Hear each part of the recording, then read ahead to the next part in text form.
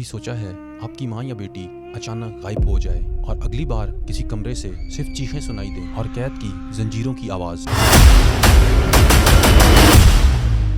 یہ کوئی فلم نہیں بلکہ ہمارے معاشرے کی وہ حقیقت ہے جس پہ ہم سب خاموش ہیں۔ انسان بازار میں بکنے والی ایک چیز بن چکا ہے۔ میں بات کر رہا ہوں ہیومن ٹریفکنگ کی۔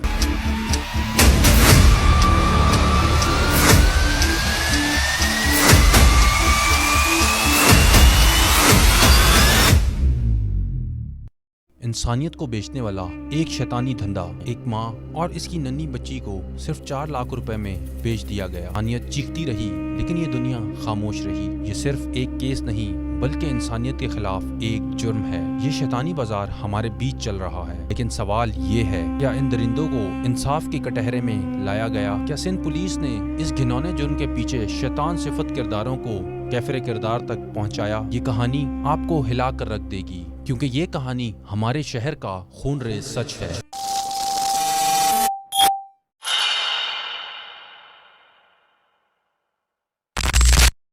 میں بات کر رہا ہوں ایک ایسی عورت کی جو زمان ٹاؤن کی تنگ گلیوں میں اپنی زندگی کی جنگ لڑ رہی تھی۔ ایک بیوہ، 3 بچوں کی ماں اور نشے کی لت کا شکار۔ اس کے والدین اس کے لیے ایک نئی زندگی کا خواب دیکھتے تھے۔ وائس کا نشہ کرتی تھی۔ خود بیوہ ہے اور اس کے بچے ہیں 3۔ تو اس کے ماں باپ اس کی دوسری شادی کروانا چاہ رہے تھے، تو وہ لوگوں کو کہتے پھر رہے تھے آس پاس کہ ہمیں کہیں سے کوئی مناسب رشتہ مل جائے، تو اس طرح سے وہ اپروچ کرتے کی یہی تلاش انہیں ایک خوفناک اور اجنبی آدمی کے پاس لے جاتی ہے۔ اس کا نام محمود تھا۔ وہ ان کی زندگی میں ایک مسکراہٹ کے ساتھ آیا، لیکن اس کی نیت سیاہ تھی۔ محمود اور اس کے ساتھی جو بظاہر ایک فیملی کی طرح نظر آتے تھے، انہوں نے اس لڑکی اور اس کے گھر والوں کو ایک خوبصورت خواب دکھایا، ایک اچھے گھر میں شادی اور ایک نئی زندگی۔ عورت کے والدین اس پر بھروسہ کر بیٹھے، لیکن یہ سب ایک جال تھا۔ ایک دن محمود نے اس عورت کو رشتہ دکھانے کے بہانے بلایا۔ وہ محمود پر بھروسہ کر کے اپنی چھوٹی بیٹی کو اپنے ساتھ لے گئی، مگر جیسے ہی وہ ایک سنسان گلی میں پہنچی تو کچھ نقاب پوش لوگوں نے اسے اور اس کی بیٹی کو زبردستی ایک وین میں دھکیل دیا۔ وہ چیخی چلائی، مگر رات کی تاریکی میں اس کی چیخیں سننے والا کوئی نہ تھا۔ اس کی چیخیں رات کے سناٹے میں کہیں گم ہو گئیں۔ اس عورت کو اغوا کر کے پنجاب کے رحیم یار خان کے علاقے میں لے جایا گیا۔ وہاں جا کر اسے ایک کمرے میں قید کر دیا گیا اور کچھ ہی دن بعد اس کی شادی ایک ذہنی طور پر معذور شخص سے کرائی گئی۔ لیکن یہ کوئی شادی نہیں تھی بلکہ ایک سودا تھا۔ ہر روز اسے نازیبا کام کرنے پر مجبور کیا جاتا، اس کی بچی کو اس سے الگ رکھا جاتا اور اسے یہ دھمکی دی جاتی کہ اگر وہ ان کی بات نہیں مانے گی تو اس کی بیٹی کی جان لے لیں گے۔ وہ راتوں کو جاگتی، اپنی بیٹی کو سینے سے لگائے روتی رہتی اور ہر وقت اپنے گھر والوں کی یاد میں تڑپتی رہتی۔ ایک دن اس نے گھر والوں کی باتیں سنی۔ وہ کہہ رہے تھے کہ انہوں نے اسے 4 لاکھ میں خریدا ہے، وہ ان کی غلام ہے اور وہ جو کچھ بھی اس سے کہیں اسے کرنا پڑے گا۔ یہ سنتے ہی اس عورت کے دل میں ایک آگ بھڑک اٹھی، کیونکہ وہ کوئی دلہن نہیں تھی بلکہ ایک قیدی تھی۔ اس نے فیصلہ کیا کہ اب وہ لڑے گی اپنی اور اپنی بچی کی آزادی کے لیے۔ کیا وہ اس جہنم سے نکل پائے گی؟ ادھر زمان ٹاؤن میں اس عورت کے گھر والوں پر قیامت ٹوٹ پڑی تھی۔ جب وہ رشتہ دیکھنے کے بعد گھر واپس نہیں آئی تو اس کے گھر والوں نے محمود سے رابطہ کرنے کی بہت کوشش کی، مگر محمود کا نمبر مسلسل بند جا رہا تھا۔ انہوں نے پڑوسیوں سے مدد مانگی، پولیس میں بھی شکایت کی، لیکن اس عورت کا کوئی بھی سراغ نہ ملا۔ اس کی ماں راتوں کو جاگ کر روتی، اس کی بڑی بیٹی اپنی ماں اور اپنی چھوٹی بہن کی یاد میں ہر وقت تڑپتی رہتی۔ یہ صرف ایک عورت کا غائب ہونا نہیں تھا بلکہ ایک خاندان کی تباہی تھی۔ لیکن اس عورت نے ہار نہیں مانی، کیونکہ اس کے دل میں اپنے بچوں کی محبت تھی، اپنے گھر والوں کی امید تھی۔ وہ یہ بات جانتی تھی کہ اسے کسی بھی طرح یہاں سے واپس جانا ہے، چاہے اسے کتنا ہی مشکل راستہ کیوں نہ طے کرنا پڑے۔ 1.5 ماہ کی قید کے بعد اس عورت کو ایک موقع ملا۔ ایک رات جب سب گھر والے سو رہے تھے، اس نے دروازے کا تالا توڑا، اپنی بچی کو سینے سے لگایا اور رات کے اندھیرے میں وہاں سے بھاگ نکلی۔ وہ نہیں جانتی تھی کہ وہ کہاں جا رہی ہے، لیکن اس کے دل میں صرف ایک آواز تھی کہ کسی بھی طرح اس دلدل سے نکل کر اپنے گھر واپس جانا ہے۔ اس کے پاس پیسے نہیں تھے، نہ ہی کوئی سہارا، لیکن اس کی ہمت اس کا سب کچھ تھی۔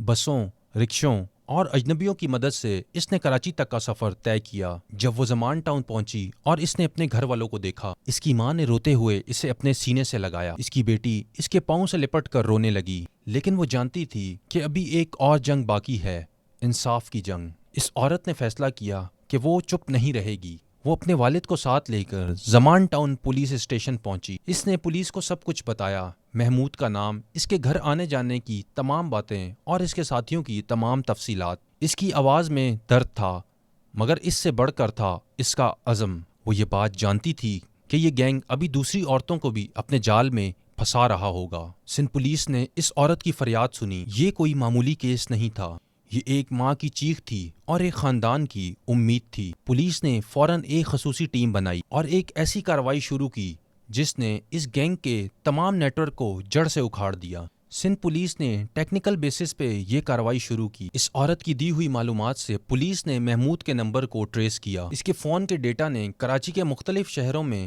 اس کے رابطوں کو بے نقاب کیا۔ پولیس نے خفیہ نگرانی شروع کی اور چند ہی گھنٹوں میں محمود کی لوکیشن تک پہنچ گئی۔ محمود کی گرفتاری صرف ایک آغاز تھا۔ اس کے فون سے پولیس کو اس کے باقی گینگ ممبرز کے بھی نام اور نمبر ملے۔ اس کے گینگ میں سلیم، الیاس، صدیق اور ایک خاتون ساتھی شامل تھی۔ صرف 2 گھنٹوں میں پولیس نے ان سب کو گرفتار کر لیا۔ سب کے الگ الگ ٹارگیٹس ہیں، جیسے محمود کہتا ہے کہ میں نے 8 سے 10 لڑکیوں کو سیل کیا ہے، سلیم کچھ اور کہتا ہے، الیاس کچھ اور کہتا ہے کہ میں نے 15 لڑکیوں کا کروایا ہے، وہ خاتون کہتی ہے کہ میں نے تو 20 لڑکیوں کا، اور میں یہاں سے لڑکیاں لیتی تھی، یہاں میں نے بھیجی ہیں۔ تو ان اوور آل ہم کہہ سکتے ہیں 50 سے زائد لڑکیوں کا یہ سیل کرتے ہیں۔ تفتیش میں انہوں نے یہ اعتراف کیا کہ وہ پچھلے 3-4 سال سے یہ گھنونا کاروبار چلا رہے تھے۔ محمود نے 8 سے 10 عورتوں کو بیچا، جبکہ سلیم اور الیاس نے 15 عورتوں کا اعتراف کیا، اور خاتون ساتھی نے یہ اعتراف کیا کہ وہ 20 سے زائد عورتوں کو بیچ چکی ہے۔ کل ملا کر اس گینگ نے 50 سے زائد زندگیاں تباہ کی تھیں۔ یہ گینگ ایک منظم نیٹ ورک تھا۔